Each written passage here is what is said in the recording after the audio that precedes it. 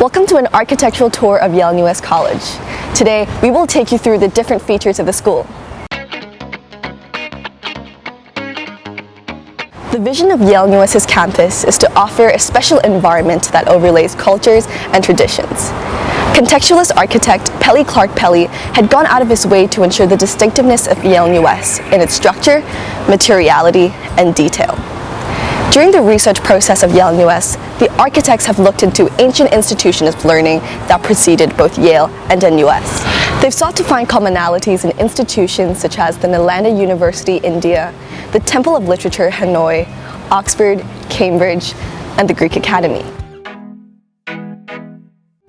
At the main entrance, visitors to Yale-NUS are welcomed by the Oculus. The Oculus is an inward-sloping roof that forms a square oculus, drawing in a dramatic cascade of rainwater into a large circular reflecting pool. Philosophically loaded, the oculus is a playful reversal. In Chinese traditional symbolism, circles refer to heaven while squares refer to the earth. At Yale-NUS, this symbolism is reversed. The heaven is brought down into the circular reflecting pool while the earth is brought up. Rain, in many Asian cultures, symbolizes wealth and wisdom, as shared by Mariko Masuoka, one of the principal architects of Yale-NUS. A highly refined piece of engineering, the inward-sloping roof modulates intense rain by funneling water in and through the square oculus. In front of the performance hall lies the famous Soloist mural, donated by 3 governing board members: Richard Levin, President Emeritus of Yale, Linda Lorimer, Vice President of Yale, and Roland Betts. Lewitt pieces are instructional and very conceptual. A group of artists are given a set of abstract and difficult instructions that are precisely laid out on a wall. These asymmetrical triangles are the solution to this set of instructions and were painted with 26 layers of paint over 20 days. Because the wall shapes and sizes differ, the same instruction can produce very different results.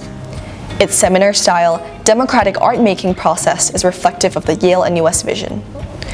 The performance hall hosts various events, symposiums, and conferences. The performance hall is clad in cherry wood from New England, East Coast, United States. It has a distinct smell, and one that you're immediately confronted with when you enter the performance hall. The backdrop of the performance hall is a compression of the patterns that cuts across the ceilings of the 3 residential colleges.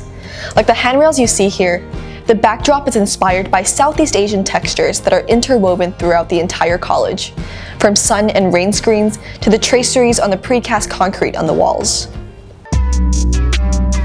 The Tan Chin Tuan Lecture Theatre is one of the 2 lecture theatres where some of our common curriculum courses are held. This generous gift is named after the Tan Chin Tuan Foundation, one of Singapore's philanthropic family foundations. The interior of this lecture theatre is modeled after many lecture theatres at Yale, accented with wood. If you pay close attention, you will find these patterns to be commonly found in Singapore hawker centres and food courts. And as students leave the lecture theatre, they are reminded of the words of Tan Sri Dr. Tan: "Life is a marathon, not a sprint." Previously training grounds for the British Army and former Warren Golf Course, the undulating landscape of Yale-NUS posed quite a challenge to the architects. The topology of the site drops about 9 to 13 meters, as you can see in this campus green. The lack of flat grounds in such topology means less open space for gatherings and events. The architects solved this by terracing the floors into linear paths that flattened out the courtyards and floors, as it is done here at the Agora. Throughout the design process, a learning landscape has been a slogan that has stuck with Lecker Architects, the firm responsible for the landscaping of Yale-NUS. The slogan serves a double meaning: the landscape in which people learn, but also a landscape for learning. On top of creating a space that reflects the openness of the community, the landscape serves an educational purpose of introducing visitors to the broader social and historical context of the biodiversity around the region. Here in the campus green, we are introduced to 5 conservation trees and 1 heritage tree, the Margaritaria indica, its last of its genus in Singapore. The tree was given heritage tree status by National Parks Board in 2014. These trees are surrounded by landscaping that highlight the lush tropical rainforest. Cutting through the lush tropical landscape is the Eco Pond, one of the lowest points of Yale-NUS and Newtown. Currently, about 11 to 13% of university town water runoff is filtered here at the Eco Pond and returned to Yale-NUS water network. Unlike other libraries, the architects conceived the Learning Commons to be a permeable space for integrated learning. Most libraries are usually closed with turnstiles, attached with security guards. The Yale-NUS Learning Commons attempts to redefine what it means to be a library and what studying looks like in the 21st century. It's intentional that you almost must cut across the library to get from one side of the campus to another. Such open library, adopted from Yale Sterling Memorial and Bass Library, is very uncommon in any academic institution. Classroom and faculty offices are located in close proximity with each other. They're placed at such a close distance that reflect the relationship between the professors and students. Our small class sizes of about 3 to 15 students allows us to engage on an interpersonal level with the professors. This open environment also means that even professors are learning together with us.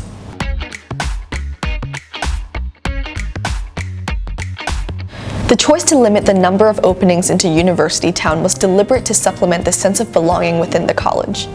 The sense of familiarity is supported by the visual transition from private to public. Visual cues such as sky gardens, gates, and residential college courtyards aid in the public-private separation, therein facilitating the sense of intimacy. Reinforcing the learning landscape and the distinctive features of each residential college, each courtyard is landscaped along a different theme.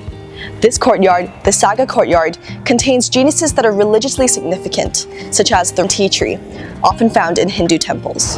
Elm, the courtyard next to Saga, is planted with palms and cycads, blending nicely with ferns that echo and stitch into the larger U-Town landscape. Practically too, palms have short roots, and this prevents them from damaging the large utility cable that powers the rest of U-Town below the Elm Courtyard. Farthest away on the other side of campus, the Chindana Courtyard is themed around species that contain productive, culinary, or medicinal values in regional cultures. It contains plants such as nutmeg, neem trees, pandan, ginger, and curry plants. You can think of the dining hall as the most important classroom at Yale-NUS. This is where classroom conversations usually end up. Students and faculty share this space and will often learn with each other. High windows in the dining halls are rather new in the historical trajectory of dining halls. This perhaps has something to do with the fact that large sheets of glass are a recent innovation. At Yale-NUS, these high windows make our dining experience. Vaulted ceilings are found to be another commonality among ancient institutions, more specifically in dining spaces. At Yale-NUS, not only do the patterns of ceilings differ in different dining halls, so does the wood material. Peach wood is used in Saga, cherry wood in Elm, and teak in Chindana. The wood used is consistent throughout the college, from our rooms to the suites to the common lounges, classrooms, offices, and dining halls. These subtle changes have a profound impact in shaping our sense of belonging.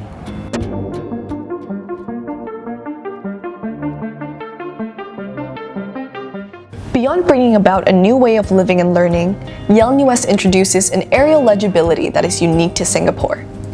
Living high up means that the roofs become some sort of the fifth facade of the buildings. Knowing that, the architects have made the functions of the buildings easily read and understood from the sky. All pointed roofs serve a dining function. All flat roofs serve a semi-public general function, whereas indented roofs, as you can see in the east and west core, denote a public general function. Like U-Town, the roofs at Yale-NUS are also landscaped and made green.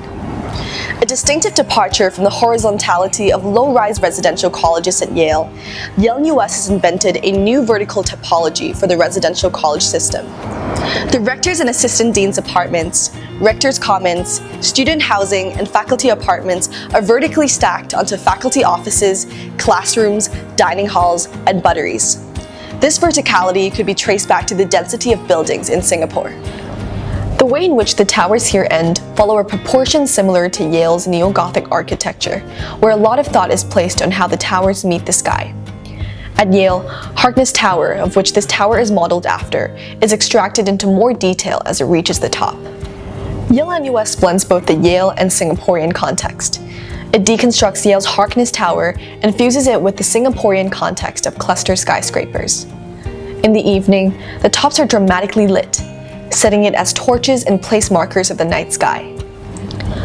Unlike the Petronas Twin Towers, another architectural project by Pelly Clark Pelly, the towers at Yale-NUS are lit from above instead of from below. According to Fred Clark, one of the founders of Pelly Clark Pelly, this is a new way to highlight the facades on top, to give it more glow and body. The collaboration between Pelly Clark Pelly architects and Forum architects reflects the academic mission and foundation of the college. The confluence of architecture and cultural pressures that one finds at Yale-NUS pushes boundaries, embraces intersections, and echoes its context. In both its process and product, the design of Yale-NUS is attuned to its predecessors and is committed to the ideas and responsibilities of the 21st century. Openness to East-West hybridity and the balancing of tradition and innovation has resulted in a distinctive solution to a unique architectural challenge and the creation of a place we call home. We hope you enjoyed this architectural tour of Yale-NUS College.